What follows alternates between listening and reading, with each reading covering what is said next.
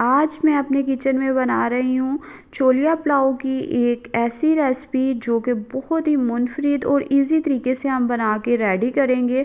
और इंशाल्लाह ताला अगर आप इस तरीके से पहली दफ़ा भी छोलिया पुलाव बनाएंगे तो सभी खाने वाले आपकी तारीफ़ें करेंगे। तो छोलिया जो है वो इस तरीके से जो है ना बंचेस की सूरत में आता है मार्केट में, और इसको निकालना जो है सबसे ज़्यादा टाइम टेकिंग काम है, लेकिन हमारे बड़े जो हैं वो बहुत ही शौक़ से जो है इसको निकालते भी हैं। और निकालने के बाद ये आप पे डिपेंड करता है कि आपने जो है इसका पुलाव बनाना है या फिर इसका जो है ना सालन बना के रेडी करना है। और आज हम जो छोलिया पुलाव बना रहे हैं वो बहुत ही मुनफरिद अंदाज से बनाएंगे, बहुत कम स्पाइसी से बनाएंगे ताकि छोलिए का जो फ्लेवर है ना वो अच्छे से पुलाव में आए।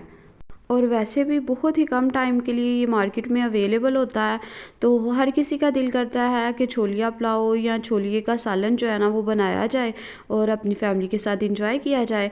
तो इसको आप अगर सालन बनाना चाहे तो आलू ऐड करके भी छोलिए का सालन बना सकते हैं, गोश्त के साथ भी बना सकते हैं, चिकन ऐड करके भी बना सकते हैं। लेकिन मैं आज आपके साथ जो है छोलिया पुलाव की सिंपल ईजी और बिल्कुल ऑथेंटिक रेसिपी जो है ना वो शेयर कर रही हूँ कि जिससे इसका जो टेस्ट है ना वो बहुत ही अच्छा आएगा।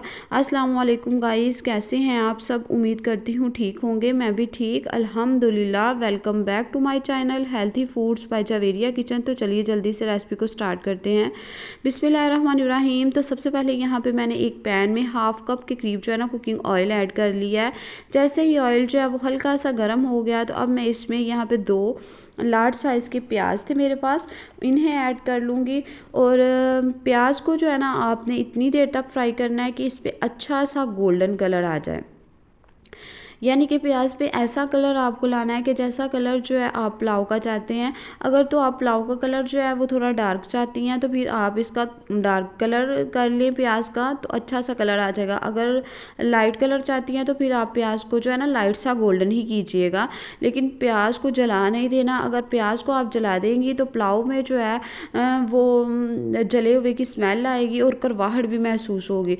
तो ये देखिए यहाँ पे प्याज जो है वो ब्राउन हो गया था। उसके बाद मैंने थोड़ा सा पानी इसमें ऐड कर लिया, अच्छा सा इसका कलर निकाल लिया। अब मैं इसमें कुछ खड़े मसाले ऐड कर रही हूँ। खड़े मसाले में मैं इसमें 1 टीस्पून जो है साबुत धनिया ऐड कर रही हूँ, 1.5 टीस्पून जीरा, 5 से 7 जो है लौंग है, 2 दालचीनी की स्टिक्स हैं, और साथ ही साथ मैंने इसमें ऐड कर दिया 1 मोटी इलायची। अब हम इसमें ऐड करेंगे अदरक की फ्रेश कुटी हुई जो पेस्ट है ना वो मैं इसमें ऐड कर रही हूँ। आपने पहले से जो पेस्ट बना के रखी है वो बिल्कुल नहीं ऐड करनी। फ्रेश पेस्ट जो है आपने अदरक की बनानी है तो वही आपने ऐड करनी है। और इसमें लहसुन भी मैं बिल्कुल नहीं ऐड करूँगी, सिर्फ अदरक ही ऐड करूँगी। 1 टेबल स्पून यहाँ पर मैंने अदरक ऐड किया है। अब साथ ही इसमें मैं ऐड कर रही हूँ टमाटर। तो टमाटर जो है वो यहाँ पर मैंने लार्ज साइज़ के जो है ना टमाटर लिए थे, और 4 अदर टमाटर जो हैं वो मैंने इसमें ऐड कर लिए, सिंपल स्लाइसिस में कट किए हुए थे। और अब हम इसमें बेसिक से स्पाइसेस ऐड करेंगे। बिल्कुल हम बाज़ार के स्पाइसेस जो दूसरे होते हैं वो हम इसमें ऐड नहीं करेंगे, कोई बिरयानी मसाला नहीं हम इसमें ऐड करेंगे। इसमें सिर्फ यही बेसिक से स्पाइसेस मैं ऐड करूँगी। नमक 2.5 टेबल स्पून मैंने इसमें ऐड किया है। साथ ही सुरह मिर्च 1.5 टीस्पून, काली मिर्च पिसी हुई 1/2 टीस्पून, खुशक धनिया पिसा हुआ 1.5 टीस्पून। एक मसाला और है वो हम लास्ट में ऐड करेंगे जिससे कि बहुत ही अच्छी सी खुशबू आएगी इसमें। तो अब हमने इसको इतनी देर तक कुक करना है कि टमाटर जो है ना वो सॉफ्ट हो जाएं।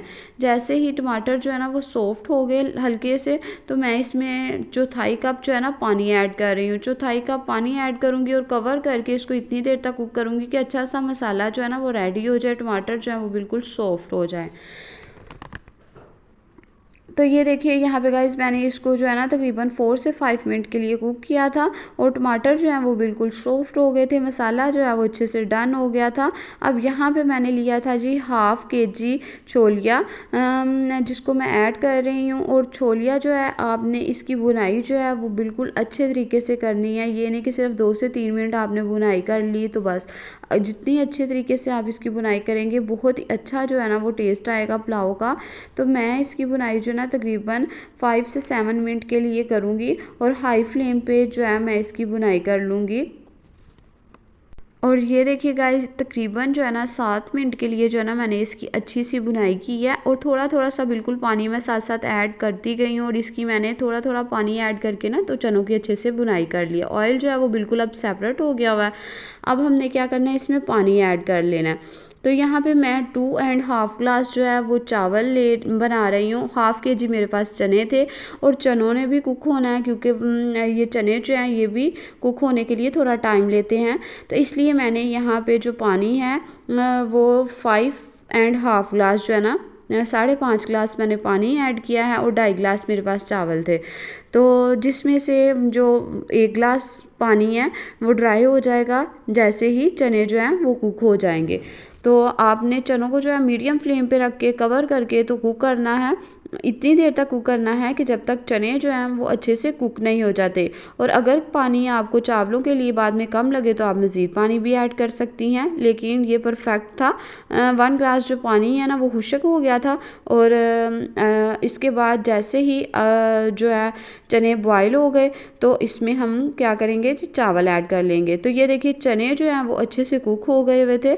अब यहाँ पे मैंने चावल लिए थे, 2.5 ग्लास चावल थे, सिंपल बासमती चावल लिए थे जो हम रेगुलर यूज़ करते हैं, वही मैंने चावल लिए थे। और इनको मैंने अच्छे तरीके से वॉश करके तो 25 मिनट के लिए सोक करके रख दिया था, जिससे कि ये बहुत ही अच्छे खिले खिले से बनेंगे।